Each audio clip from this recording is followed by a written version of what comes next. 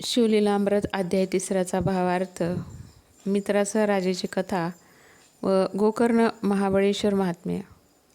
श्री गणेशाय नमः. सूतमुनी सांगतात, मित्रासह नावाचा एक राजा अत्यंत तेजस्वी होता. एकदा तो शिकारीस गेला असता अनावधानाने एक राक्षस त्याच्या हातून मारला गेला. राक्षसाच्या भावाला त्याचा क्रोध आला. त्याने राजाला शासन करण्याचे ठरवले. त्याप्रमाणे तो आचार्याचे रूप घेऊन राजाच्या सेवेस राहिला. राजाने पितृश्राद्धासाठी वशिष्ठ ऋषींना बोलावले. राजाला धडा शिकवण्याच्या हेतूने आचारी रूपातील राक्षसाने अन्नामध्ये नरमांस मिसळून शिजवले. अन्नग्रहणाच्या वेळी वशिष्ठांना हे समजले. त्यांनी राजाला राक्षस होण्याचा शाप दिला. राजाही क्रोधित होऊन आपली चूक नसताना गुरूंनी शाप दिला म्हणून उलट त्यांना शाप देण्यास तयार झाला. पण राणीने राजास अडविले. तेव्हा हातात घेतलेले जल त्याने स्वतःच्या पायावर ओतले. त्या क्षणी राजाचे पाय काळे होऊन त्यावर कोड उठले. त्यामुळे त्याचे नाव कल्माषपाद पडले. वशिष्ठांना आपली चूक समजली. त्यांनी राजास उशाप दिला की 12 वर्षांनी तुझे हे रूप बदलेल. राजा राक्षस होऊन अरण्यात फिरू लागला. भुकेलेला असताना त्याने एका ब्राह्मणपुत्रास पाहिले. खाण्यासाठी त्याला पकडले. त्याच्या पत्नीने जीवदान देण्याची विनंती केली, पण त्याने ती मानली नाही. त्याने त्या ब्राह्मणपुत्राला खाऊन टाकले. ब्राह्मण पत्नीने शोकाकुल होऊन राजास शाप दिला की जरी तो पुन्हा राजा झाला तरी स्त्री संग करताच त्याचे प्राण निघून जातील.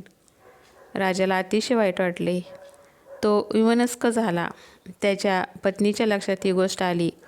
तिने राजाला विचारले. राजाने घडलेला प्रसंग सांगितला. तिलाही अतिशय वाईट वाटले. त्याने वशिष्ठांना सगळी हकीकत सांगितली. नियोग पद्धतीने राजाला पुत्रप्राप्ती झाली. वंशवृद्धीची चिंता मिटली, तरी मूळ समस्या तशीच होती. शापित राजाला हिंडता हिंडता गौतम ऋषी भेटले. राजाने आपली सगळी हकीकत सांगितली. त्यांनी गौतम ऋषींनी राजाला गोकर्ण महाबळेश्वरचे महत्त्व सांगून तेथे जाण्यास सांगितले. रावणाने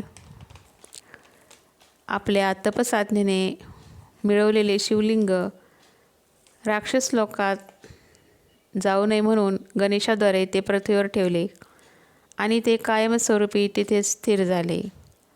गौतम ऋषींनी राजाला अजून एक गोष्ट सांगितली. अरण्यात त्यांना एक चांडाळ स्त्री दिसली. ती अत्यंत कुरूप होती. तिचा पूर्ववृत्तांत असा की ती ब्राह्मण कन्या होती. तिचे नाव सुमित्रा होते. तिच्या पित्याने तिचे वयात येताच लग्न लावून दिले, पण दुर्भाग्यवश तिला वैधव्य आले. पण शारीरिक भुकेसाठी ती वाममार्गाला लागली. पित्याने खूप समजावले, पण तिने काही ऐकून घेतले नाही. ती एका शूद्राबरोबर राहू लागली. मद्यपान करू लागली. त्यात तिने बोकड समजून वासरू कापले. लक्षात येताच ती शिवशिव करून ओरडली. पुढील जन्मात ती चांडाळीण झाली, पण जन्मांध होती. एक दिवस शिवदर्शनास निघालेल्या शिवभक्तांच्या मागून निघाली. भुकेने व्याकुळ झाली. एका भक्ताने एक बेलपत्र तिच्या हातावर ठेवले. हा खाण्याचा पदार्थ नाही असे समजून तिने रागाने ते दूर फेकले. ते बेलपत्र वाऱ्याने उडून शिवलिंगावर पडले. अशा प्रकारे तिची पर्वकाळी शिवसेवा झाली. त्या पुण्याईने तिला शिवलोक मिळाला. गौतम ऋषींनी मार्गदर्शन केल्यामुळे राजाला आनंद झाला व समाधान वाटले. त्यांनी राजाला महाबळेश्वर येथे जाऊन शिवपूजन करण्यास सांगितले. त्याप्रमाणे राजाने शिवपूजन केले व शेवटी तो शिवलोकात निघून गेला. राजाची स्वरूपता मुक्ती मिळाली. असा हा गोकर्ण महाबळेश्वरचा महिमा आहे. सांब सदा शिवापर्णमस्तु. ओम नमः शिवाय.